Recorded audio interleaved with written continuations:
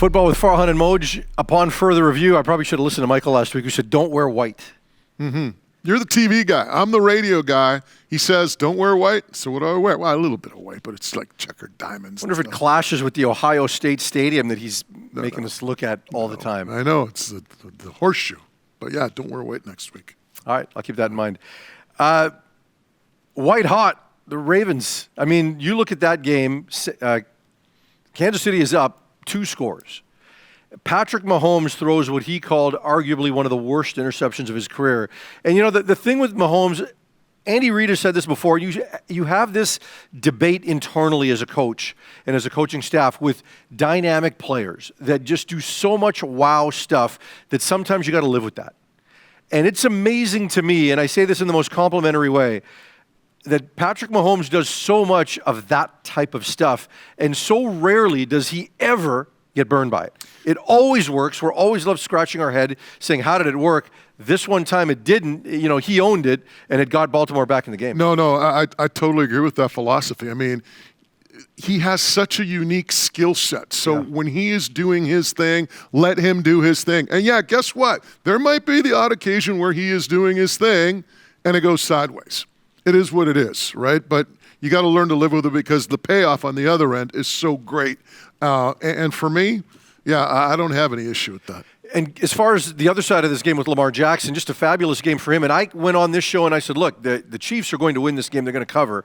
And I just felt that way because I thought it was going to take a long time for the additional running backs that Baltimore's added to get acclimated with the system. But they used Williams, who's been with them since the beginning, even though he hasn't necessarily been a feature guy. He looked so good in that read option game. Kansas City had no answer for it.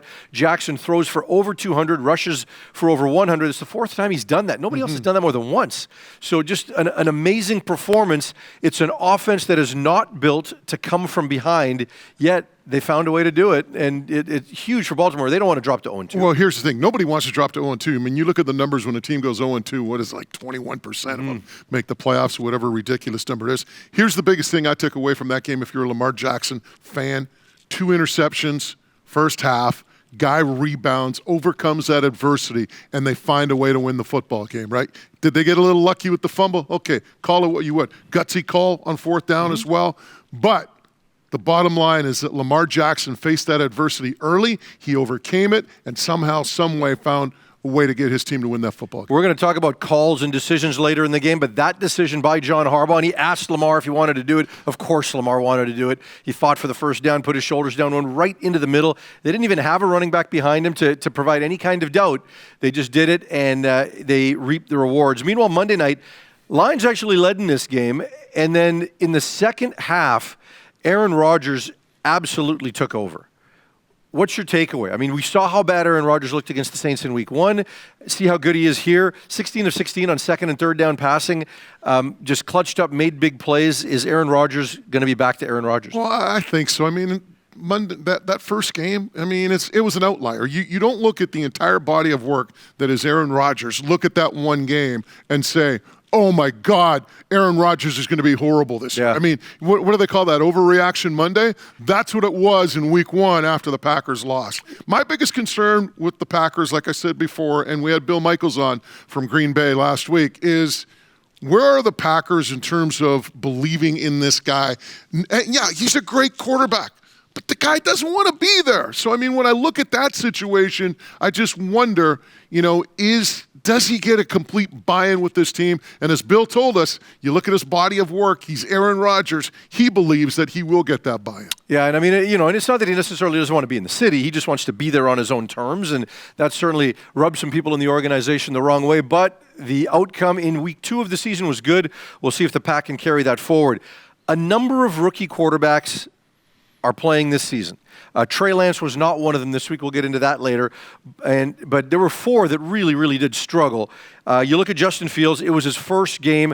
Andy Dalton gets injured. Justin Fields comes in, 6 of 13 for 60 yards and an interception against Cincinnati, but the Bears did hang on to win. Dalton actually looked good in the first half before the injury. Trevor Lawrence continues to have a rough early part of the season, 14 of 33, 2 interceptions against Denver, just 118 yards passing. Zach Wilson, I mean, he showed so many great things in the preseason. 4 interceptions in their loss to the Patriots, 19 of 33 for 210 yards. And David Mills. Now, look, you give David Mills a mulligan because no one's really expected him to play. Tyrod Taylor gets hurt in Houston. 8 of 18, 102 yards, 1 touchdown, 1 interception against Cleveland. The Browns win that game. Is this a surprise at all? Well, let me back it up to Justin Fields, right? Mm-hmm. And it's kind of funny because we're talking about Mahomes and what he does, his skill set. Sometimes, yeah, he's going to make a mistake. I think the same holds true for a guy like Justin Fields, right? I mean, he's going to make rookie mistakes. But there was a key play in that game where they needed to get a first down to ice the clock, and he winds up evading a tackler and basically seals the deal for the Bears. I don't know if Andy Dalton does that. You know what I mean? He doesn't. He doesn't. So you know where I'm going with this. He's got that skill set that, yeah, sometimes he's going to do some things that it's going to push the envelope right off the table, and yet at the other times, you know, he's going to do some special things. So I can live with Fields. Like I've said right from the onset, my biggest concern for him is, you know, quote the old Bee Gees hit from the 70s, staying alive, all right? Because, I mean, you look at that offensive line. We saw it in preseason when he just got slobber knocked one time. That's my concern. I just hope that they give him enough protection that allows him to feel semi-comfortable in the pocket. Yeah, I mean, it hasn't looked good for Trevor Lawrence since the beginning. That final preseason game, he actually showed something, but other than that, it's been a difficult transition to the NFL, not just for him, but for his entire coaching staff. And, you know, we'll get into kind of the reasons why in a moment, but people want to compare this to Peyton Manning. And, you know, I think it's a valid comparison in just terms of how much he's being asked to do versus, you know, managing the transition. Well, and then the other thing, what he's trying to do with the talent that he has around him, right? I mean, absolutely. You know, you can be the greatest quarterback in the world, and if you don't have anyone else around you to help you out in terms of guys who can get separation as receivers, and I don't think they have those players right now in Jacksonville. I wonder, and we'll talk about this a little later, just wonder about the situation in the summer where Gardner Minshew had a lot of the reps in the preseason in the summer.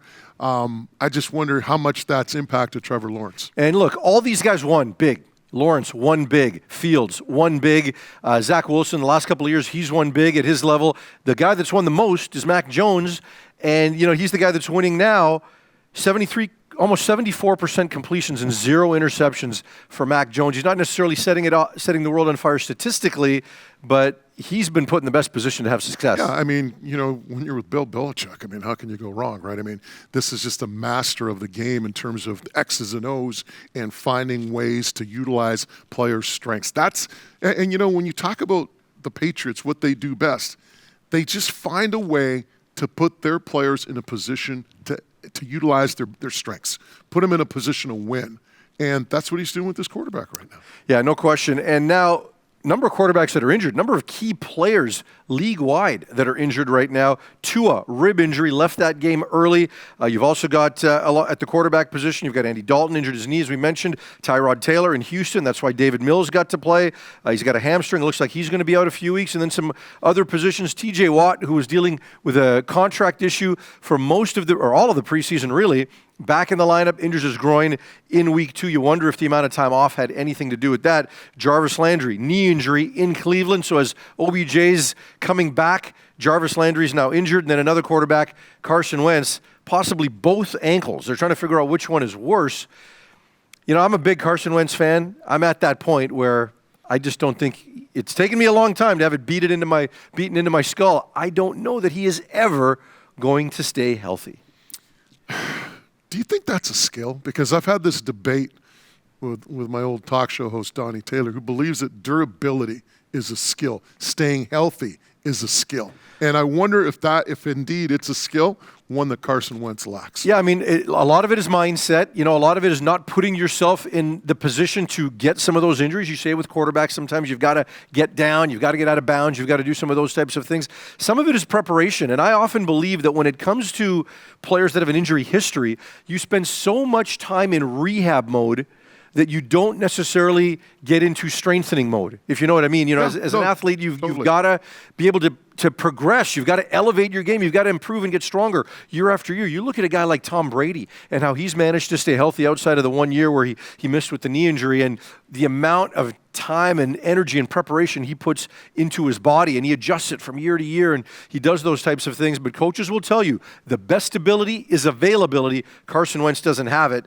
And in the case of Tua, who's been dealing with some injuries, we'll see if he has it. Yeah, and one of the bigger things, too, when you're looking at these players as they bounce back, I remember one time a coach told me, he goes, I don't care if you can start, I want to know if you can finish. Yeah. Right? And that's the big thing, especially for guys coming off these injuries that are trying to get back into the lineup. That's it for Upon Further Review.